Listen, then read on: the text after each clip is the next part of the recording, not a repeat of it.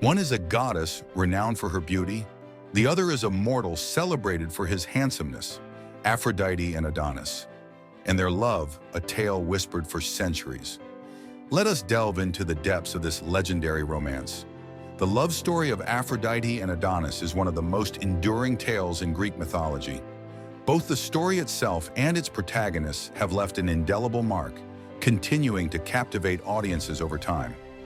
But who exactly are Aphrodite and Adonis? Aphrodite is the Olympian goddess of love and beauty. Her legendary beauty was the envy of other goddesses and mortal women alike.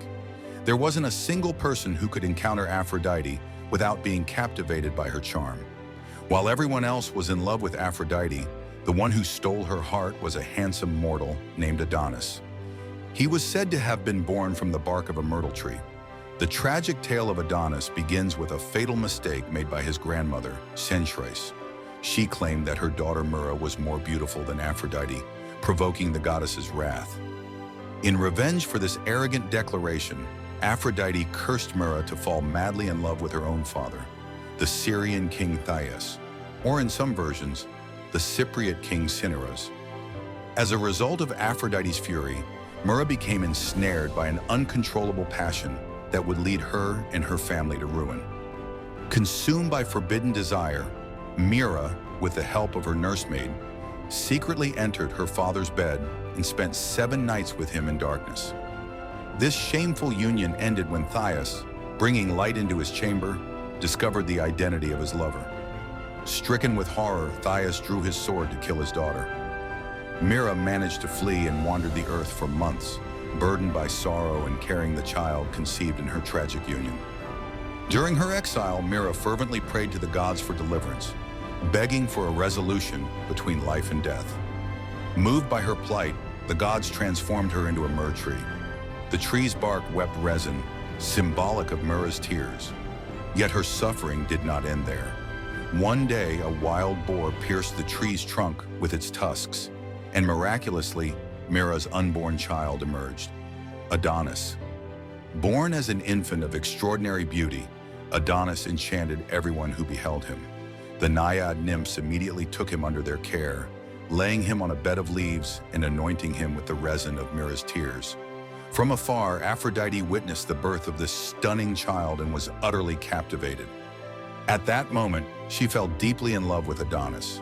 Fearing for Adonis's safety due to the circumstances of his birth, Aphrodite placed him in a chest and entrusted him to Persephone, the queen of the underworld, for safekeeping.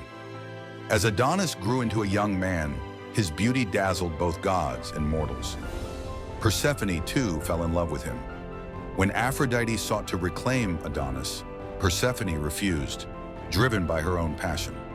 The rivalry between the two goddesses reveals the profound allure of Adonis, whose beauty and charm ignited fierce desires, both in the world above and in the underworld below. The rivalry between Aphrodite and Persephone over Adonis required the intervention of Zeus, the king of the gods.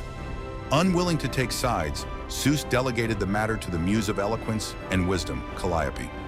On Calliope's recommendation, Zeus decreed that Adonis would spend 4 months of the year with Persephone in the underworld, 4 months with Aphrodite on earth, and the remaining 4 months at his own discretion. Adonis chose to spend his free time with Aphrodite, demonstrating the depth of his love for her. Though Aphrodite wasn't entirely satisfied with the arrangement, she took solace in Adonis's choice. When Adonis was with Aphrodite, nature would awaken, flowers would bloom, and the earth would lavish its abundance on humanity. Conversely, when Adonis was with Persephone in the underworld, the silence of winter and nature's stillness would dominate the world. Adonis's beauty utterly captivated Aphrodite. She was so passionately in love with the handsome mortal that she forgot everything else, including herself. She neglected Olympus, ignored the rituals mortals performed in her honor, and dedicated herself entirely to Adonis, following him wherever he went. Adonis loved hunting, and despite her delicate and graceful demeanor, Aphrodite found herself in the forest, trailing animals alongside him. For the first time, the goddess of love and beauty felt the same heartache she had caused so many others to endure. Fearing for Adonis's safety, Aphrodite repeatedly warned him to hunt only small, harmless animals. However, tragedy struck during the one time she wasn't with him in the forest. Ignoring her advice, Adonis attempted to hunt a wild boar. This bold but perilous act led to his tragic demise. The boar's tusk fatally wounded Adonis in the groin, and he died from blood loss. Grief-stricken, Aphrodite set out to find her beloved. She traversed mountains, crossed forests, and endured thorny paths, injuring herself along the way.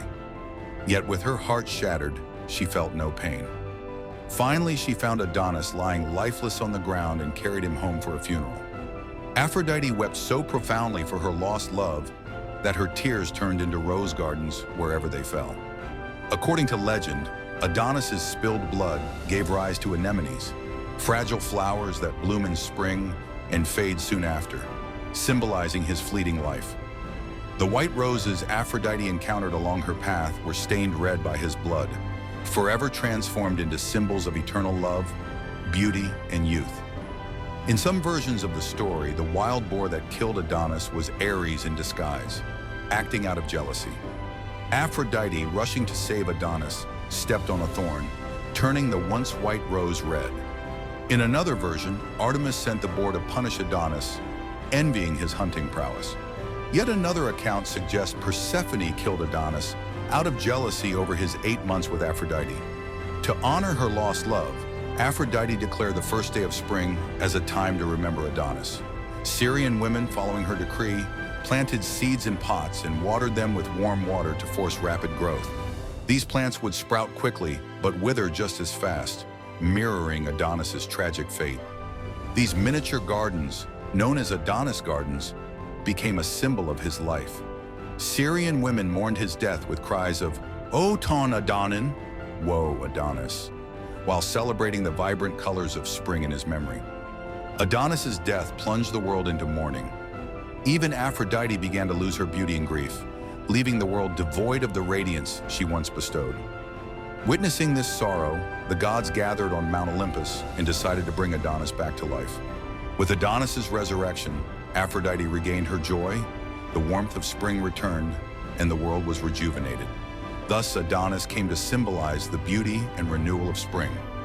Later, Aphrodite and Adonis had a daughter named Myrrh, from whom the capital of Lebanon is said to take its name. Adonis's cycle of birth, death, and rebirth mirrors the rhythm of nature, where everything awakens anew in spring after the long, somber death of winter. This is why love, like nature, blossoms most vibrantly in spring.